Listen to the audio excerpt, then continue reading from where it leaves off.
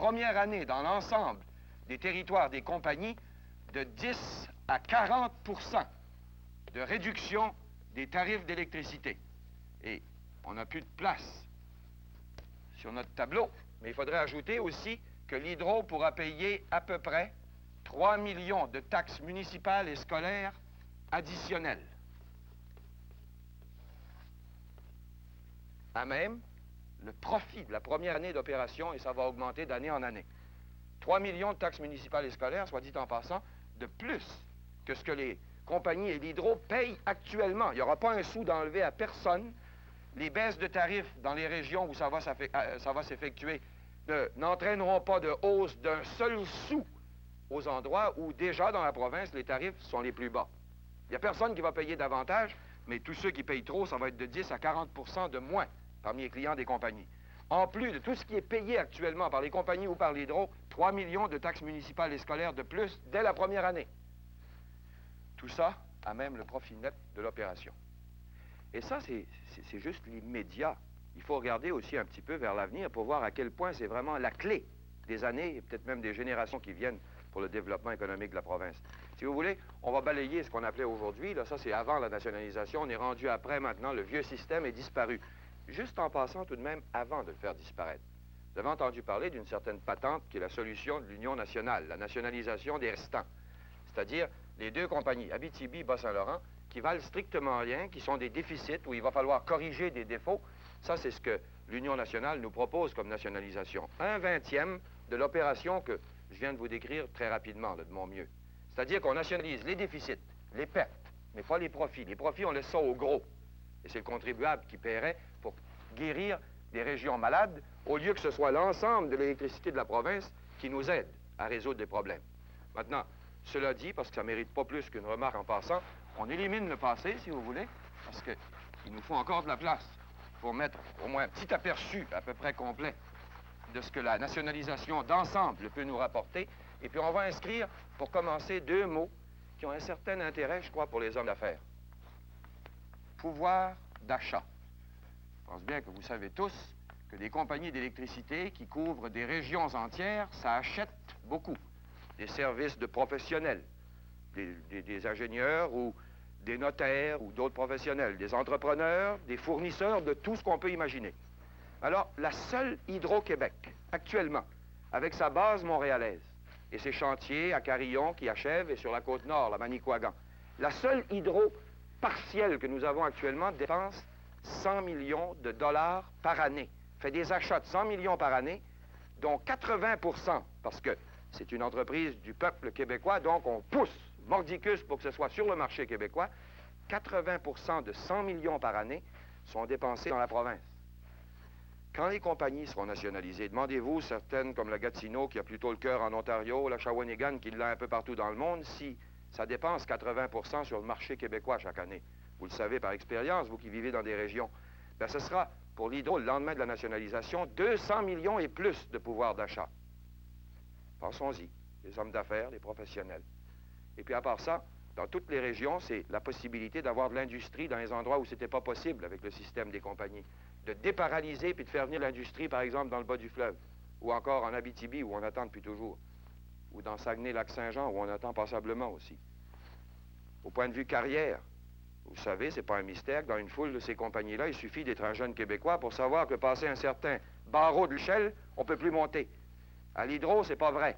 Quand l'Hydro sera toute la province, en dehors des emplois qui existent actuellement et dont pas un sera perdu nulle part, il y a des douzaines et des douzaines d'emplois dans chaque région, de techniciens, de professionnels, d'administrateurs, qui vont être créés d'année en année et qui seront ouverts aux jeunes Québécois jusqu'au sommet. Et en fait, à l'intérieur de la plus grosse entreprise d'énergie de toute l'Amérique du Nord. C'est ça que l'Hydro sera au lendemain de la nationalisation.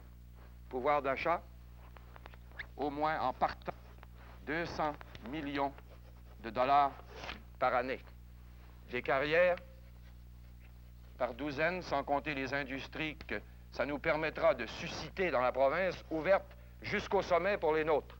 Et puis, l'industrialisation qui, dans certaines régions, attend depuis toujours. Et ça, c'est juste un petit aperçu de ce que la nationalisation représente pour la province de Québec.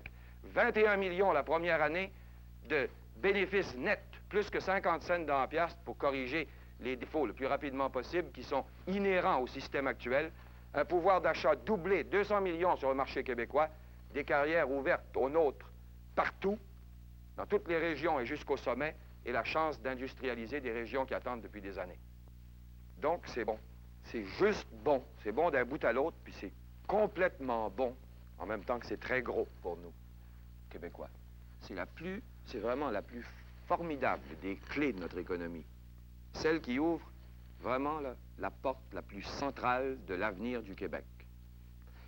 Et non seulement ça ne présente aucun risque, ça veut dire c'est profitable en partant, on l'a vu, ça paye tout de suite et de plus en plus à mesure que les années passent pour l'ensemble de la province, mais en plus, pour ceux qui pourraient être encore un peu nerveux, ça constitue absolument pas un précédent.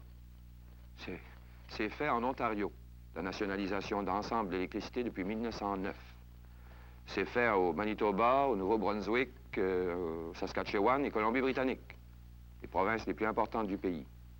C'est fait au Royaume-Uni, en Grande-Bretagne. C'est fait en France, depuis le lendemain de la Deuxième Grande Guerre, dans l'ensemble de la France, et c'est ce qui a aidé beaucoup à relever leur économie. C'est fait en Italie depuis quelques jours. Le Parlement italien a passé la loi de la nationalisation à Rome tout récemment. Pilotée, cette loi, par le Parti démocrate chrétien, qui est le parti catholique en Italie. Aussi catholique, un peu moins hypocrite, mais aussi catholique que l'Union nationale. Ça vous en passe un papier. Maintenant, la nationalisation, ça ne fait pas peur non plus à ceux qui ont des capitaux à placer chez nous, ceux qui sérieusement songent à développer, à nous aider à développer notre province qui est immense et qui a besoin de capitaux étrangers. Ça leur fait pas peur. Au contraire, ces gens-là nous disent qu'ils aiment mieux voir un gouvernement qui sait à peu près où il va et qui a une idée de l'avenir vers lequel il veut se diriger. Par exemple, au mois de mars de cette année, M. Brasseur, qui est ministre du Commerce en Belgique, il déclarait à Montréal que l'étatisation de l'électricité n'effrayait pas les capitaux belges et que ça n'inquiétait pas du tout les financiers de son pays qui désirent contribuer au développement économique et industriel de la province.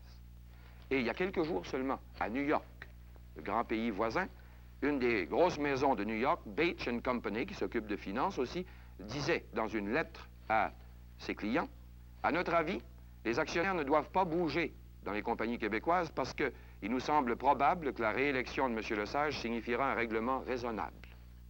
Et c'est exactement ça, la nationalisation. Le règlement raisonnable d'une situation parfaitement absurde et pour laquelle nous payons inutilement depuis des années. C'est la mise au service de toute la population du Québec des profits de son électricité qui est produite et consommée chez lui. C'est la mise au service de toute la population de l'électricité par l'Hydro-Québec. Propriété du peuple, société publique, en dehors de la politique partisane et qu'il faut garder, s'administrant elle-même en dehors de la politique, avec des Québécois, jusqu'au sommet. Des Québécois qui, enfin, pour une fois, là, depuis le temps qu'on en parle, seraient vraiment les maîtres chez eux dans toutes les régions du Québec. C'est ça le 14 novembre, et ça peut commencer à se réaliser tout de suite après à la session qui vient.